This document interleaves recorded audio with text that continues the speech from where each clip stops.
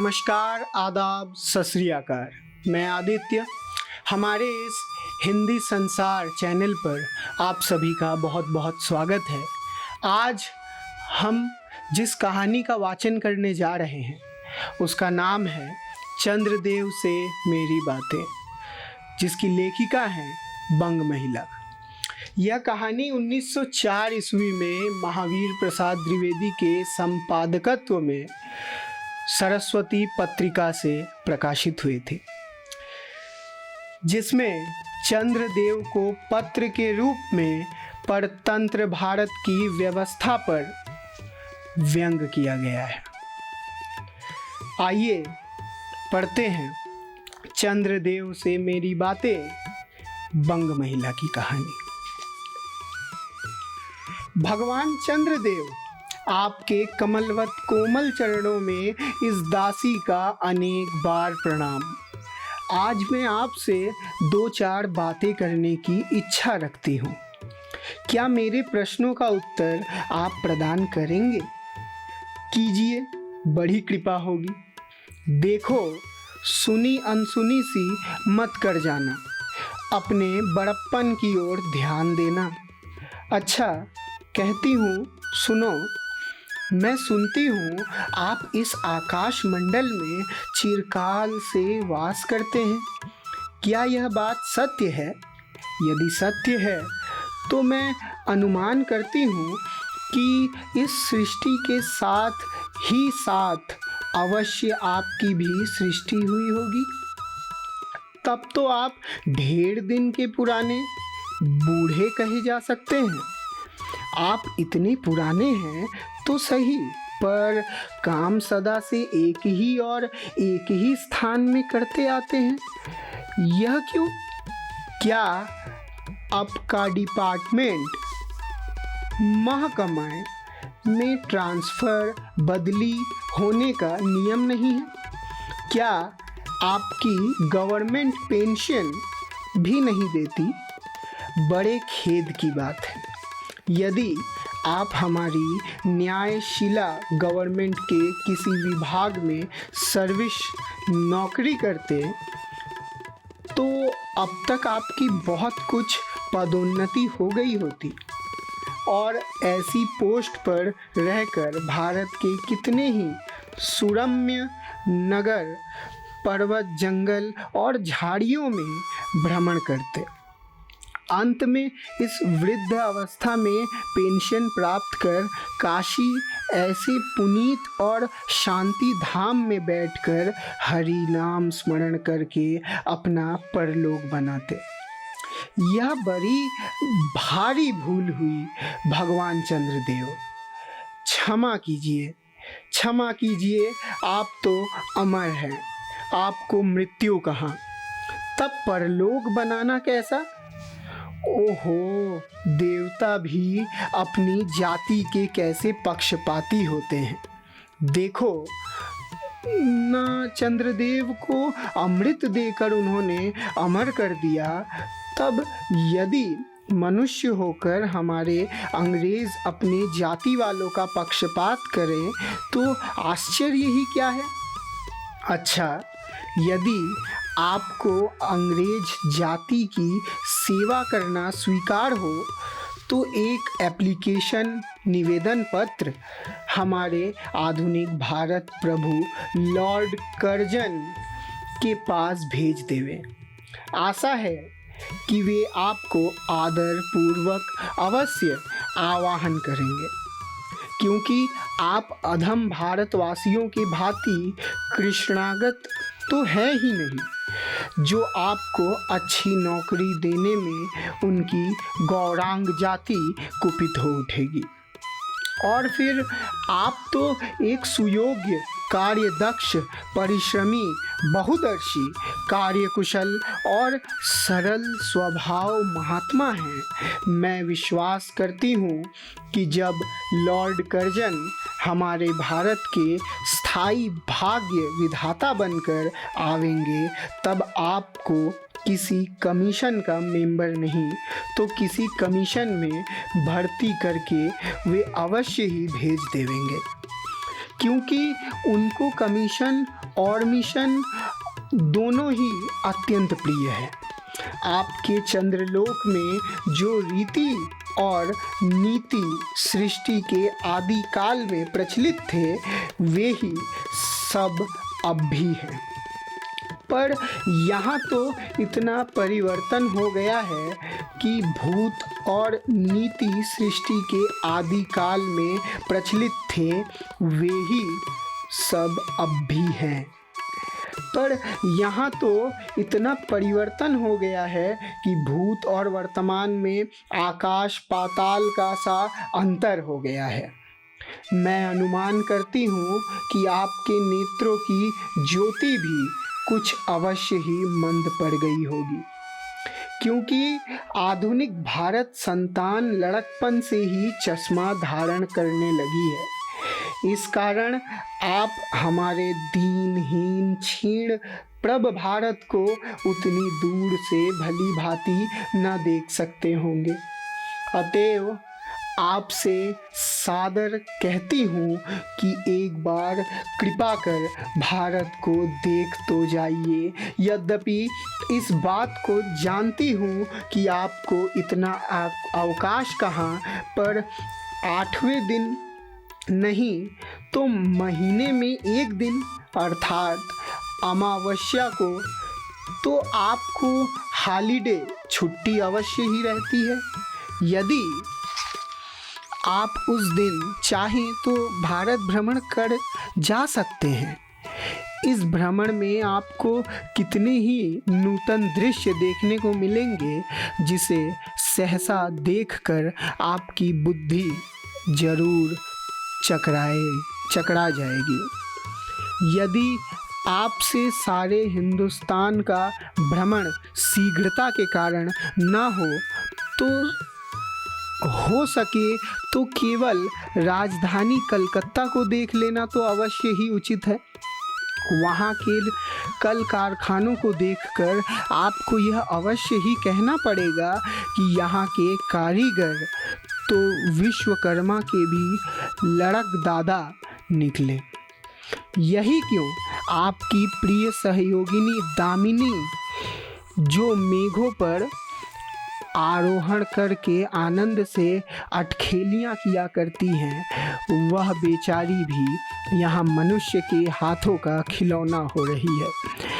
भगवान निशानाथ जिस समय आप अपनी निर्मल चंद्रिका को बटोर मेघमाला अथवा पर्वतों की ओट से सिंधु के गोद में जा सकते हैं, उस समय यदि नीरद वासिनी विश्वमोहिनी सौदामिनी अपनी उज्जवल मूर्ति से आलोक प्रदान कर रात को दिन बना देती है।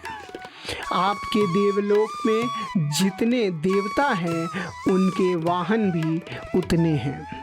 किसी का गज, किसी का हंस, किसी का बैल, किसी का चूहा इत्यादि। पर यहाँ तो सारा बोझ आपकी चपला और अग्निदेव के माथे मढ़ा गया है। क्या ब्राह्मण, क्या क्षत्रिय, क्या वैश्य, क्या शूद्र, क्या चांडाल, सभी के रथों का वाहन वही हो रही है। हमारे श्वेतांग महाप्रभु गण को जहाँ पर कुछ कठिनाई का सामना आ पड़ा, झट उन्होंने इलेक्ट्रिसिटी बिजली को लापटका। बस कठिन से कठिन कार्य सहज में संपादन कर लेते हैं और हमारे यहाँ के उच्च शिक्षा प्राप्त युवक काठ के पुतलों की भांति मुँह ताकते रह जाते हैं। जिस व्योमवासिनी विद्युत देवी को स्पर्श तक करने का किसी व्यक्ति का साहस नहीं हो सकता, वही आज पराए घर में आश्रिता नारियों की भांति ऐसे दबाव में पड़ी है कि वह चूं तक नहीं कर सकती। क्यों रे, बेचारी के भाग्य में विधाता ने दासी वृत्ति ही लिखा था। हरि पदोद्भवा त्रैलोक्य पावनी सुरसरी के भी खोटे दिन आए हैं। वह भी अब स्थान स्थान में बंधनग्रस्त हो रही है। उसके वक्षस्थल पर जहाँ तहाँ मोटे बृहदाकार खम्भ गाड़ दिए गए हैं। कलकत्ता आदि को देखकर आपके देवराज सुरेंद्र भी कहेंगे कि हमारी अमरावती तो इसके आगे नीरी फीकी सी जान पड़ती है। वहाँ ईडन गार्डन तो पराजित परिशोभित नंदन कानन को भी मात दे रहा है। वहाँ के विश्वविद्यालय के विश्वश्रेष्ठ पंडितों की विश्वव्याधिनी विद्या को देखकर वीणा पाणी सरस्वती देवी भी कहने लग जाएंगी कि निस्संदेह इन विद्या दिग्गजों की विद्या चमत्कारिणी है वही कि फोर्ट विलियम के फौजी सामान को देखकर आपके देव सेनापति कार्तिकेय बाबू के भी छक्के छूट जाएंगे, क्योंकि देव सेनापति महाशय देखने में खास बंगाली बाबू से जचते हैं और उनका वाहन भी एक सुंदर मयूर है। बस इससे उनके वीरत्व का भी परिचय खूब मिलता है। वहाँ के मिंट टकसाल को देखकर सिंधु तन्या आपकी प्रिय सहोदरा कमला देवी तथा कुबेर भी अकचका जाएंगे। भगवान चंद्रदेव इन्हीं सब विश्वमयोत्पादक अपूर्व दृश्यों का अवलोकन करने के हेतु आपको सादर निमंत्रण तथा सविनय आहूत करती हूँ। संभव है कि यहाँ आने से आपको अनेक लाभ भी हो। आप जो अनादिकाल से निज उज्ज्वल वपु में कलंक की कालिमा लेपन करके कलंकी शशांक शशधर शशलांछन आदि उपाधि मालाओं से भूषित हो रहे हैं, सिंधु तनय होने पर भी जिस कालिमा को आप आज तक नहीं धो सके हैं वही आजन्म कलंक शायद यहाँ के विज्ञानविद पंडितों की चेष्टा से छूट जाए। जब बम्बई में स्वर्गीय महारानी विक्टोरिया देवी की प्रतिमूर्ति से काला दाग छुड़ाने में प्रोफेसर गज्जर महाशय फलीभूत हुए हैं, तब क्या आपके मुख की कालिमा छुड़ाने में वे फलीभूत ना होंगे? शायद आप पर यह बात भी अभी तक विदित नहीं हुई कि आप और आपके स्वामी सूर्य भगवान पर जब हमारे भूमंडल की छाया पड़ती है तभी आप लोगों पर ग्रहण लगता है। पर आपका तो अब तक वही पुराना विश्वास बना हुआ है कि जब कुटिल ग्रह राहु आपको निगल जाता है तभी ग्रहण होता है। पर ऐसा थोथा विश्वास करना आप लोगों की भारी भूल है। अतः हे देव, मैं विनय करती हूँ कि अब आप अपने हृदय से इस भ्रम को जड़ से उखाड़ कर फेंक दें। अब भारत में ना तो आपके और ना आपके स्वामी भुवन भास्कर सूर्य महाशय ही के वंशधरों का साम्राज्य है और ना अब भारत की वह सस्य श्यामला स्वर्ण प्रसूता मूर्ति ही है। अब तो आप लोगों के अज्ञात एक अन्य द्वीप वासी परम शक्तिमान गौरांग महाप्रभु इस सुविशाल भारतवर्ष का राज्य वैभव भोग रहे हैं। अब तक मैंने जिन बातों का वर्णन आपसे स्थूल रूप से किया वह सब इन्हीं विद्या विशारद गौरांग प्रभुओं के कृपा कटाक्ष का परिणाम है। यों तो यहाँ प्रतिवर्ष पद विधान के समय कितने ही राज्य विहीन राजाओं की सृष्टि हुआ करती है, पर आपके वंशधरों में जो दो चर राजा महाराजा नाम मात्र के हैं, वे भी काठ के पुतलों की भांति हैं। जैसे उन्हें उनके रक्षक नचाते हैं वैसे ही वे नाचते हैं। वे इतनी भी जानकारी नहीं रखते कि उनके राज्य में क्या हो रहा है, उनकी प्रजा दुखी है या सुखी। यदि आप कभी भारत भ्रमण करने को आए तो अपने फैमिली डॉक्टर धन्वंतरी महाशय को और देवताओं के चीफ जस्टिस चित्रगुप्त जी को साथ अवश्य लेते आएं। आशा है कि धन्वंतरी महाशय यहाँ के डॉक्टरों के सन्निकट चिकित्सा संबंधी बहुत कुछ शिक्षा लाभ कर सकेंगे।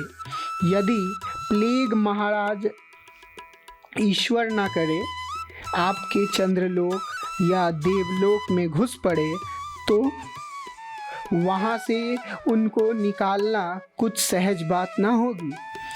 यही जब चिकित्सा शास्त्र के बड़े बड़े पारदर्शी उन पर विजय नहीं पा सकते, तब वहाँ आपके देवलोक में जड़ी बूटियों के प्रयोग से क्या होगा। यहाँ के इंडियन पीनल कोड की धाराओं को देखकर चित्रगुप्त महाराज अपने यहाँ की दंड विधि कानून को बहुत कुछ सुधार सकते हैं, और यदि बोझ ना हो तो यहाँ से वे 2-4 टाइपराइटर भी खरीद ले जाएं। जब प्लेग महाराज के अपार अनुग्रह से उनके ऑफिस में कार्य की अधिकता होवे, तब उससे उनकी राइटर्स बिल्डिंग के राइटर्स के काम में बहुत ही सुविधा और सहायता पहुंचेगी। वे लोग 2 दिन का काम 2 घंटे में कर डालेंगे। अच्छा, अब मैं आपसे विदा होती हूँ। मैंने तो आपसे इतनी बातें कहीं, पर खेद है आपने उनके अनुकूल या प्रतिकूल एक बात का भी उत्तर न दिया। परंतु आपके इस मौनावलंबन को मैं स्वीकार का सूचक समझती हूँ। अच्छा, तो मेरी प्रार्थना को कबूल करके एक दफ़ा यहाँ आइएगा ज़रूर। एक बंग महिला। तो कहानी थी चंद्रदेव से मेरी बातें और लेखिका बंग महिला। आप सभी का हमारे साथ बने रहने के लिए बहुत बहुत धन्यवाद।